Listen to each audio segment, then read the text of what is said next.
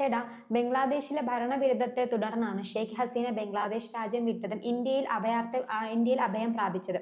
ഇപ്പോഴിതാ ഷെയ്ഖ് ഹസീനയെ വിട്ടയക്കണമെന്നാവശ്യപ്പെട്ട് മുഹമ്മദ് യൂനിസ് സർക്കാർ, അതായത് ബംഗ്ലാദേശിന്റെ കാവൽ സർക്കാർ, അദ്ദേഹം ഇന്ത്യക്ക് കത്തയച്ചിട്ടുണ്ട്. ഷെയ്ഖ് ഹസീനയെ വിട്ടു നൽകിയില്ലെങ്കിൽ ഇന്ത്യക്ക് ഭീഷണിയും അദ്ദേഹം ഉയർത്തുന്നുണ്ട്. ഈ ഭീഷണി എന്ന് പറയുന്നത് ഇന്ത്യയുമായി ഒരു യുദ്ധം തന്നെ, തുറന്ന യുദ്ധം തന്നെ പ്രഖ്യാപിക്കുന്നതാണോ അദ്ദേഹത്തിന്റെ ഭീഷണി?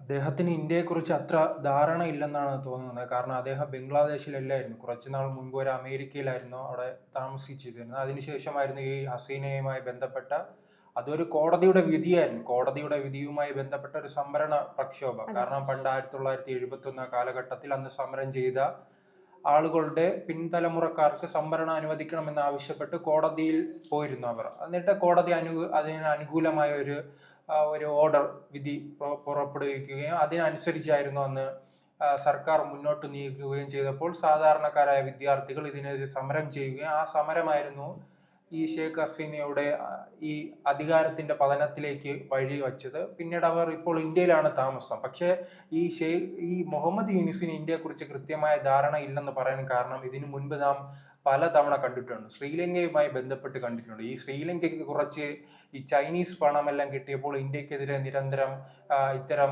വിവാദങ്ങൾ ഉണ്ടാക്കുന്ന, ഇന്ത്യക്കെതിരെ സംസാരിക്കുന്ന ഒരു അവസ്ഥ ഉണ്ടായിരുന്നു. പിന്നീട് നാം കണ്ടത് മാലിദ്വീപാണ്. മാലിദ്വീപ് എന്ന് പറഞ്ഞ ഒരു ചെറിയൊരു രാജ്യമാണ്, ഈ ഒരു ദ്വീപ് സമൂഹമാണല്ലോ.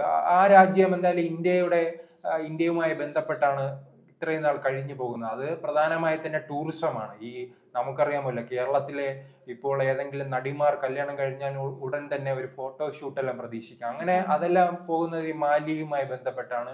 പിന്നീട് പലരും ടൂർ പോകുന്നതും അങ്ങനെ മാലി എന്നും പ്രത്യേകിച്ച് വിനോദസഞ്ചാര കേന്ദ്രമാണ്. അങ്ങനെ സിനിമാ നടന്മാരും നടിമാരും അതോടൊപ്പം തന്നെ സാധാരണക്കാരും എല്ലാം തങ്ങളുടെ ഈ നല്ല വിനോദവുമായി ബന്ധപ്പെട്ട് പോകുന്ന ഒരു രാജ്യമാണ്. അങ്ങനെ ഒരു രാജ്യമായിരുന്നു അത്. അങ്ങനെ ഇന്ത്യയുമായി ബന്ധപ്പെട്ട് ഇന്ത്യയുടെ ടൂറിസം, ഇന്ത്യക്കാർ എന്നാണോ ആ രാജ്യത്ത് പോകുന്നത് നിർത്തുന്നത്, അതോടെ ആ രാജ്യം ഇല്ലാതാകും. അങ്ങനെ ഒരു അവസ്ഥയിൽ ഉണ്ടായിരുന്ന രാജ്യമായിരുന്നു ഈ ചൈനയുമായി. അവിടെ ഒരു പുതിയൊരു സർക്കാർ അധികാരത്തിൽ വന്നപ്പോൾ ഇന്ത്യക്കെതിരെ സംസാരിക്കുകയാണ്, മോദിക്കെതിരെ സംസാരിച്ചു. അവിടുത്തെ മന്ത്രിമാർ ഇന്ത്യയെ വിമർശിക്കുന്ന സാഹചര്യം ഉണ്ടായിരുന്നു. അപ്പോൾ മോദി ഇപ്പോൾ എല്ലാവരും പറയുമ്പോൾ ബംഗ്ലാദേശിനെ ആക്രമിക്കാൻ പോകണം എന്ന് പറയുമ്പോഴായിരുന്നു ഒന്ന് മാലിയെ ഇന്ത്യ എതിർക്കണം എന്ന് പറഞ്ഞു. അദ്ദേഹം ഒന്നും ചെയ്തില്ല. ഈ ലക്ഷദ്വീപിൽ പോയി കടൽ തീരത്ത് അങ്ങിരുന്നു അതിന്റെ കുറെ ചിത്രങ്ങൾ പ്രചരിപ്പിച്ചു. കാരണം ആ ചിത്രങ്ങൾ പ്രചരിപ്പിച്ചതിന് പിന്നാലെ എന്ത് സംഭവിച്ചു? ഒരു ക്യാമ്പയിൻ തന്നെ ഉണ്ടായി. മാലിയേക്കാൾ സൗന്ദര്യമുള്ളത് ഇന്ത്യയുടെ ഭാഗമായി നിൽക്കുന്ന ലക്ഷദ്വീപ് എന്ന ഒരു ക്യാമ്പയിൻ ഉണ്ടായി. പിന്നീട് എല്ലാവരും അങ്ങോട്ട് പോകുന്ന ഒരു സാഹചര്യം ഉണ്ടായി. അതോടുകൂടി തന്നെ വലിയ തകർച്ചയായിരുന്നു. പ്രത്യേകിച്ച് ഇന്ത്യയുമായി ബന്ധപ്പെട്ട് നിൽക്കുന്ന ടൂറിസം മേഖലയിൽ പ്രവർത്തിക്കുന്നവരല്ല, അവരാണല്ലോ ഇത് പാക്കേജുകൾ ഉണ്ടാകുന്നത്. ഇപ്പൊ മാലിയുമായി ബന്ധപ്പെട്ടും ലക്ഷദ്വീപുമായി ബന്ധപ്പെട്ട് അങ്ങനെ മാലിയിൽ പാക്കേജ് ചെയ്യുന്നവർ മുഴുവൻ ഈ ലക്ഷദ്വീപിന് പ്രൊമോട്ട് ചെയ്യാൻ തുടങ്ങി. അങ്ങനെ അവർ ടൂറിസം അങ്ങനെ അടപടലം തകരുന്ന ഒരു അവസ്ഥ ഉണ്ടായിരുന്നു. അങ്ങനെയായിരുന്നു ഇന്ത്യയുടെ രീതി. ഇപ്പോൾ അല്ലാതെ എല്ലാ കാര്യത്തിനും യുദ്ധം മാത്രമല്ല, അതിനുപോലെ മാലിക്ക് സമാനമായി തന്നെ ഇന്ത്യയെ കൊണ്ട് ജീവിക്കുന്ന, ഇന്ത്യയുടെ വൈദ്യുതി, ഇന്ത്യയുടെ വെള്ളം, അതോടൊപ്പം തന്നെ ഭക്ഷ്യവസ്തുക്കൾ, ആ രാജ്യം ഈ തുണി വ്യവസായവുമായെല്ലാം ബന്ധപ്പെട്ട് മുന്നിൽ നിൽക്കുന്ന ഒരു രാജ്യമാണല്ലോ. അങ്ങനെ ആ രാജ്യത്ത് ഇന്ത്യയുടെ സൗഹൃദപരമായി മുന്നോട്ട് പോയി ഇന്ത്യയുടെ സാമ്പത്തികം കൊണ്ട് കഴിയുന്ന ഒരു രാജ്യമാണ് ഇപ്പോൾ ഇന്ത്യക്കെതിരെ വന്നിരിക്കുന്നത്.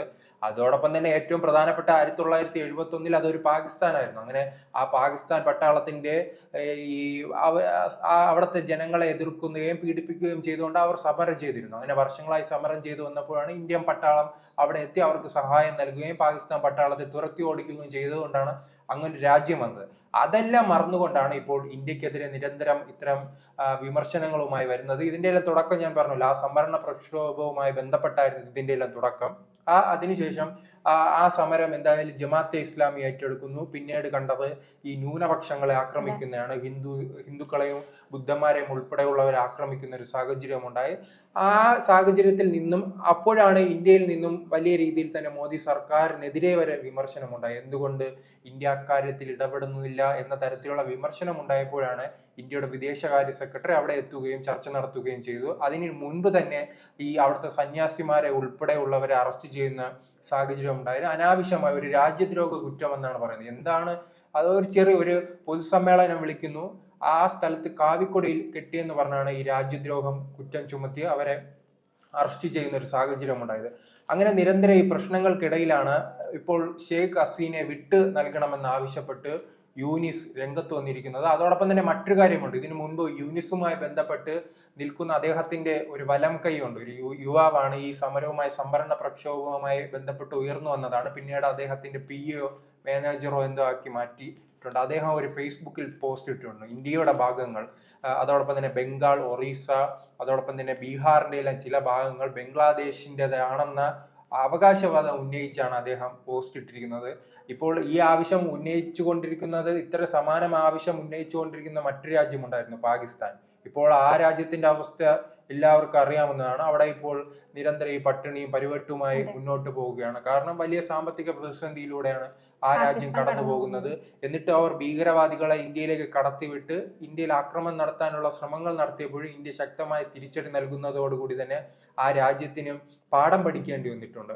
അങ്ങനെ എന്തായാലും എനിക്ക് തോന്നുന്നു ബംഗ്ലാദേശിനെ ഇന്ത്യ ആക്രമിക്കില്ല. കാരണം അല്ലാതെ തന്നെ ഈ വെള്ളവും വൈദ്യുതിയും ഈ ഭക്ഷണവുമായി ഈ ധാന്യങ്ങളുമെല്ലാമായി ഭക്ഷണ സാധനങ്ങളുമായെല്ലാം ബന്ധപ്പെട്ടാണ് ഇന്ത്യയുടെ അവർ അടുത്ത് നിൽക്കുന്നത്.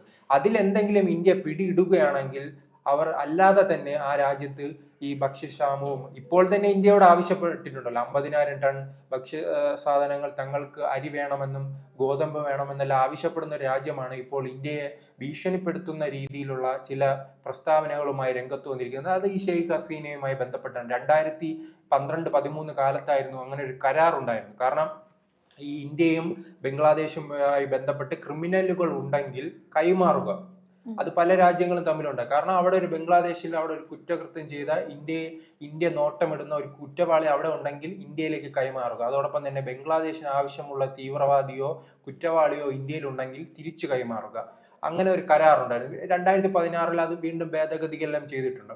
അങ്ങനെ ഒരു കരാറിന്റെ അടിസ്ഥാനത്തിലാണ് ഇപ്പോൾ ബംഗ്ലാദേശ് ഔദ്യോഗികമായി തന്നെ ഈ ഒരു കത്ത് നൽകിയിരിക്കുന്നത്. ഷെയ്ഖ് ഹസീനെ തങ്ങളുടെ രാജ്യത്ത് വേണമെന്ന് ആവശ്യപ്പെട്ടു. കാരണം അന്ന് സംവരണ പ്രക്ഷോഭം നടക്കുമ്പോൾ ആയിരക്കണക്കിന് നിയമ നടപടി സ്വീകരിക്കുന്നുണ്ടെന്ന് കാട്ടിയാണ് കത്തയച്ചത്. അതെ, കാരണം അങ്ങനെ ഒരു കുറ്റം അതാണ് എന്ന് പറഞ്ഞാൽ പ്രക്ഷോഭ സമയത്തുണ്ടല്ലോ, സംവരണ പ്രക്ഷോഭ സമയത്ത് അന്ന് കുറെ വിദ്യാർത്ഥികൾ മരണപ്പെട്ടിരുന്നു.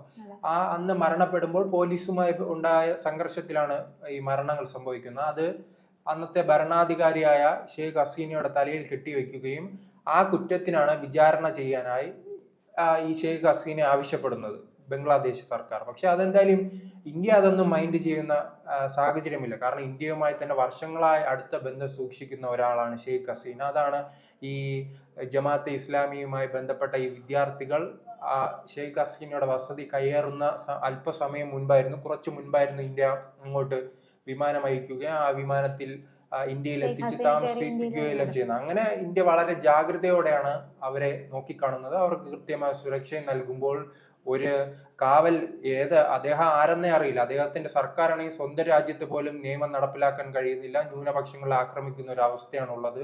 അങ്ങനെയുള്ള ഒരു രാജ്യത്തേക്ക് ഷെയ്ഖ് ഹസീനെ കൈമാറുമെന്ന് അദ്ദേഹത്തിന് തന്നെ അറിയാമായിരിക്കും. എന്നിട്ടാണ് അദ്ദേഹം മുഹമ്മദ് യൂനിസ് പറയുന്നത് ഇന്ത്യ ഇതിന് കൃത്യമായ മറുപടി നൽകുമെന്നാണ് വിശ്വസിക്കുന്നത്.